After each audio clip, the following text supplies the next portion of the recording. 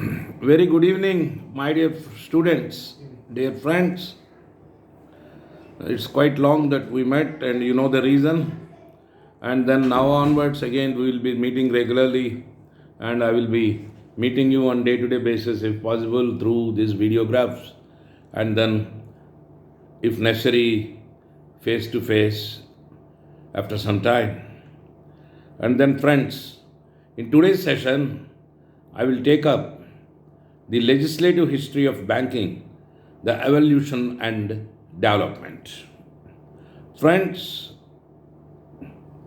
the law of banking, as I told you earlier, actually it was originated in England under the caption law merchant. Actually, it is called Lex Mercatoria. That was in the 13th century, friends. And the law was based on the customs adopted and followed by the merchant community in United Kingdom. The customs were recognized by the courts in England at that stage, and the decisions of the courts became authoritative judicial precedents. The usage of the negotiable instruments like the bills of exchange, promissory notes, and the checks, in fact, originated at that time in Britain and became integral part of banking system, which acquired legal sanctity in the subsequent years. The evolution of the present banking system in the entire world community started with the Bank of England in 1694. Friends, before this, during the Middle Ages, the money lending activities were taken up, and it was in the lead by the Jews in England. The Christian community was forbidden to carry lending business by the canon law at that point of time, but the other communities carried the banking business in the medieval era. The popular banks were known as Bank of Venice and the Bank of Barcelona. And then countries like Egypt, Greece, China, Italy, and England promoted this in the form of merchant banking. In India also, of course, it was there. Partnership business was in vogue from time immemorial in India, known as Bhagaswamya Vyapar. That was in Sanskrit. Bhagaswamya Vyapar in Sanskrit it was called. And the hundis, in local language it was called in vernacular, that is the bills of exchange, of course, were in vogue in the business at that particular point of time. Well, friends, the entire modern business of banking, in fact, had its roots in England.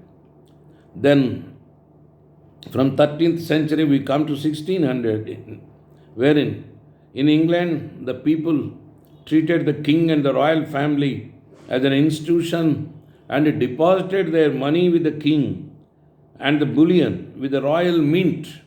There were royal mints at that time. And the mints used to provide foreign exchange to the travelers and also exchange of foreign coins. As the history shows, in 1640, Charles I captured a huge bullion which was kept for safe custody in the royal mint. And then onwards, the merchants of England started keeping their money and valuables with the goldsmiths instead of the royal mints. These goldsmiths used to maintain strong rooms and issue receipts for the deposits which were nomenclated as goldsmiths' notes. The same has been converted and transformed into banknotes today. The goldsmiths also used to lend money for interest for long and short durations. They also used to finance the kings. In the year 1672, Charles II had repudiated all the debts with the goldsmiths, and their business of banking came to a halt because king was to be taken as king can do no wrong. Then the people started a new system of maintaining current account with the depositors, and then this system of current account was the genesis for the modern banking system, what we are seeing today. Friends, prior to bringing informal legislations in England, banking law was basically a judge-made law, not legislative enactments. Lord Mansfield laid the foundation of English law on banking, and he was the leader of this particular precedents. The modern banking law was evolved on the lines of establishing the Bank of England in 1694 through the Bank of England Act, which had multifarious systems of present-day banking as back as 1694. The bank had the power to issue notes. Then in the year 1844, Peel's Act 1844 was passed, according monopoly to the Bank of England on note issue. I think Bank of England is surviving even today. Later on, the issue of banknotes in England was regulated by the Currency and Banknote Act 1920, which has given power to Bank of England again to issue notes of £1 and 10 shillings. Then subsequently in 1947, the Bank of England was nationalized, and the power of appointing the governor of the bank and the other high dignitaries was vested with the Crown. Presently in England, the banking system runs under the provisions of the Banking Act 1987 and other related legislations. In India, it is the Banking Regulation Act, the RBI Act, which govern the banking system in the country. Now, friends, I will take you through the evolution and development of banking system in India.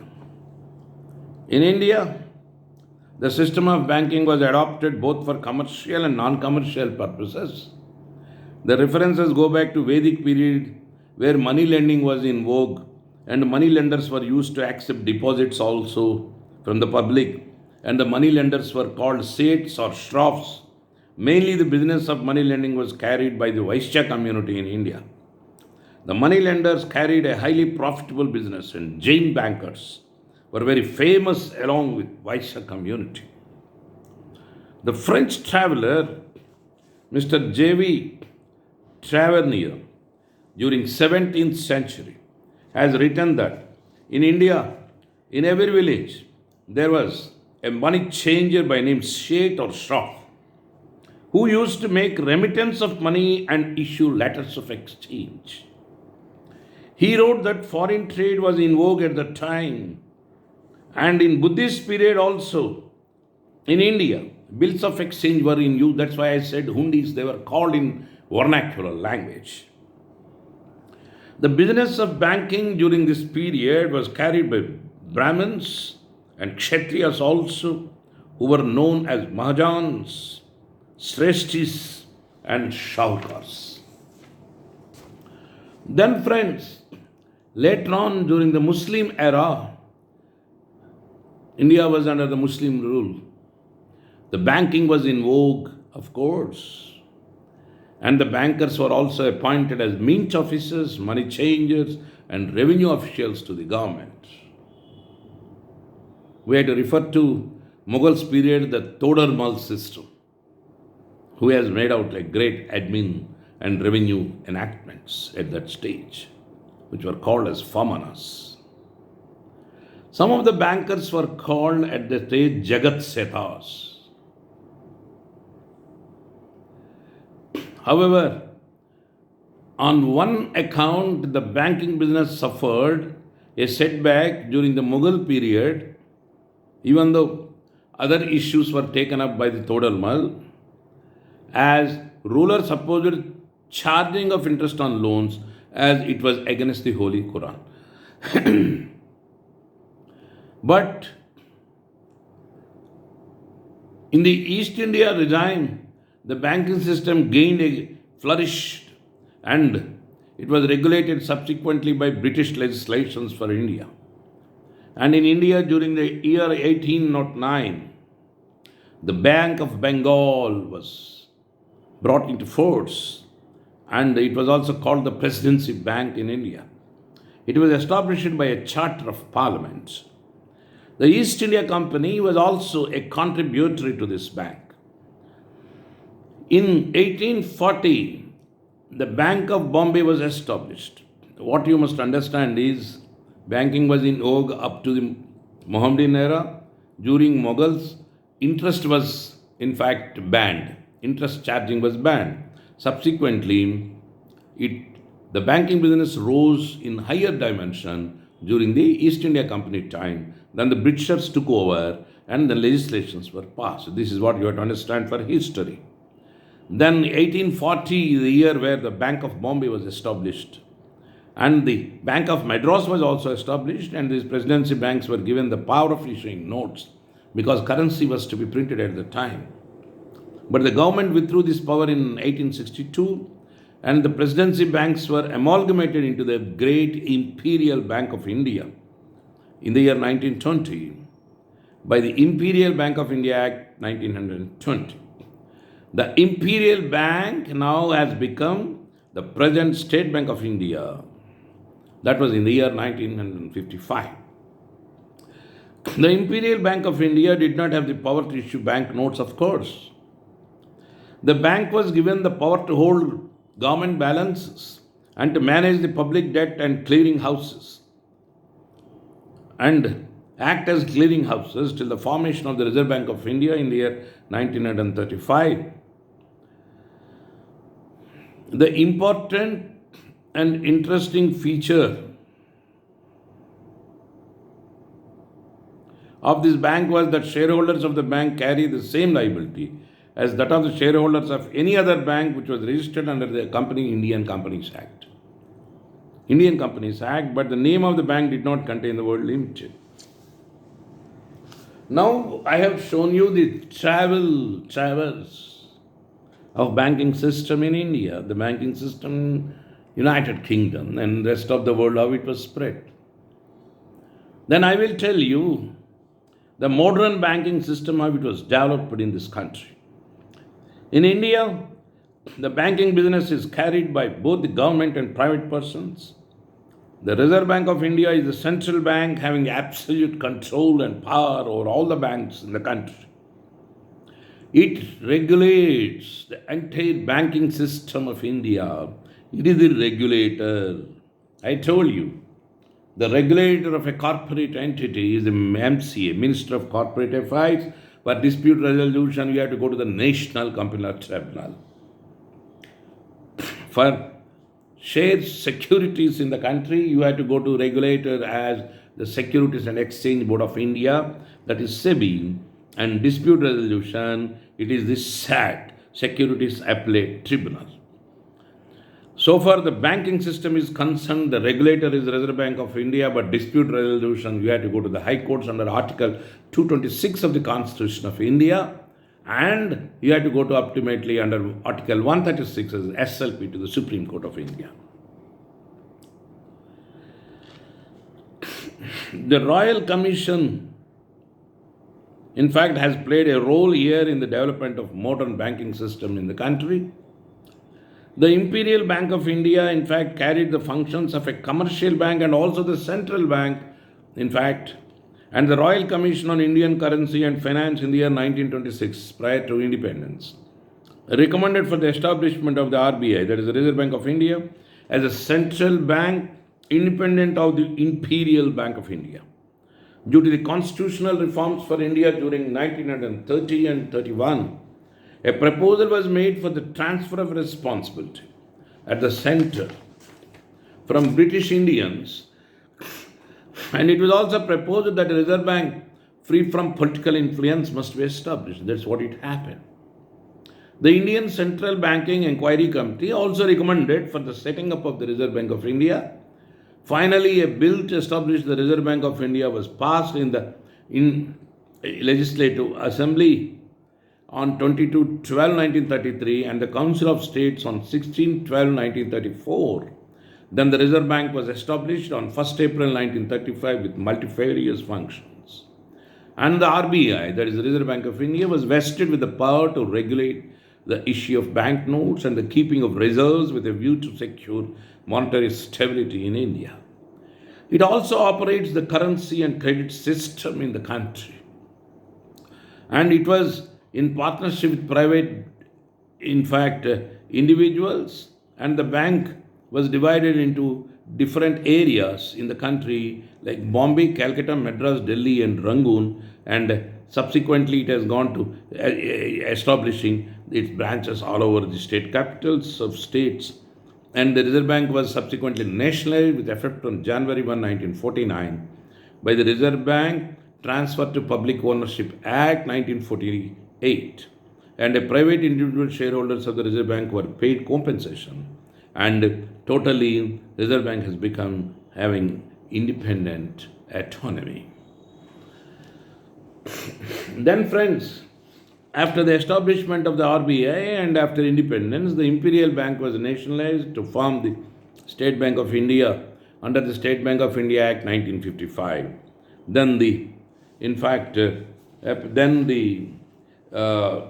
apart from the above banks, during 19th and 20th centuries in India, joint stock banks with limited liability were established under the Companies Act, mostly under the European management.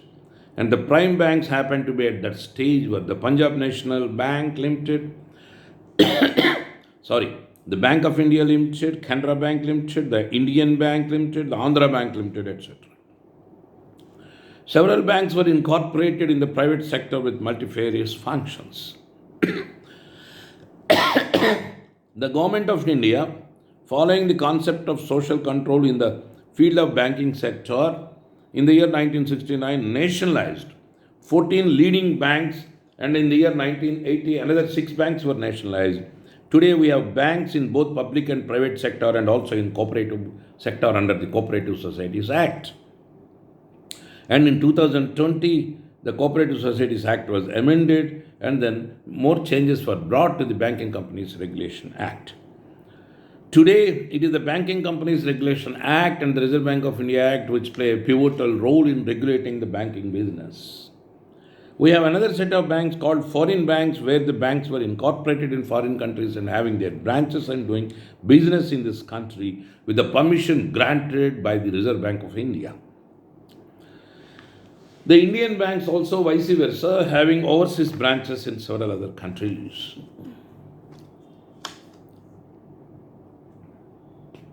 Then friends, you have to understand what is the difference between banks and financial institutions in this country.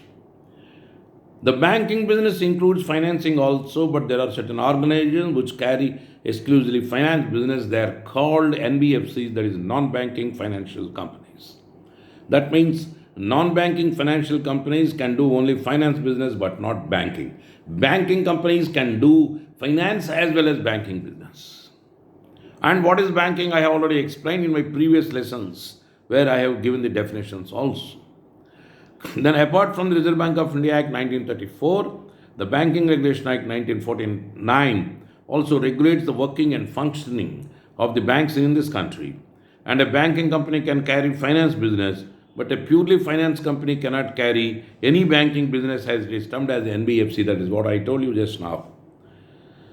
Then there are very other related legislations regulating the banking business in this country, and then we can see them at an appropriate time.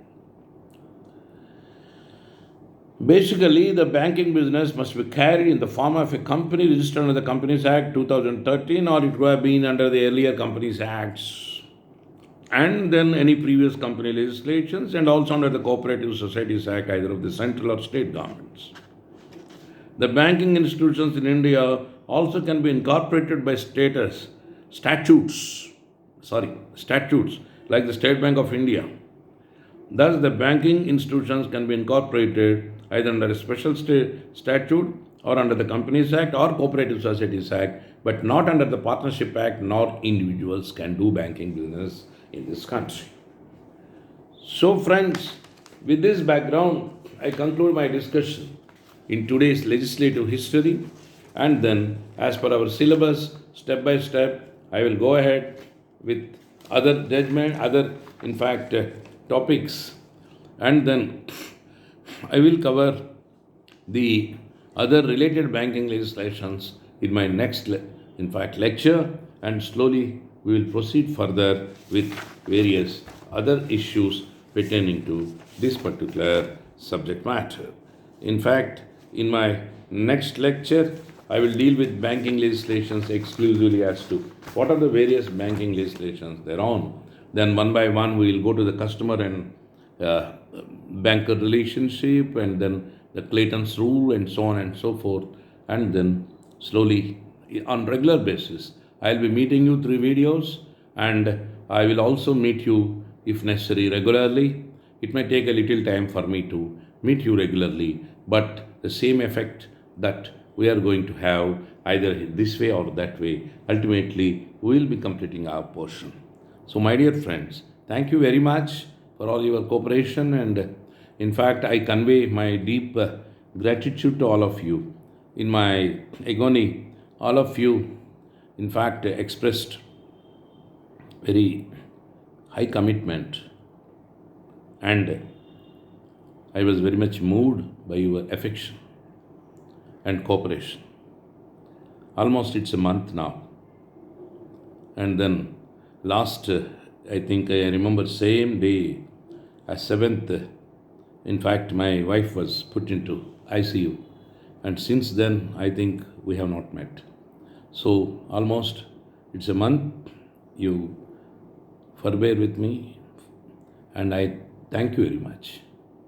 And then I convey my deep gratitude to all of you, and soon we will be meeting personally also. And like this every day, I will post you with lectures, lessons, and give a lot of material and conclude my portion at the earliest possibility. God bless you all. Thank you very much. Good day. Bye bye.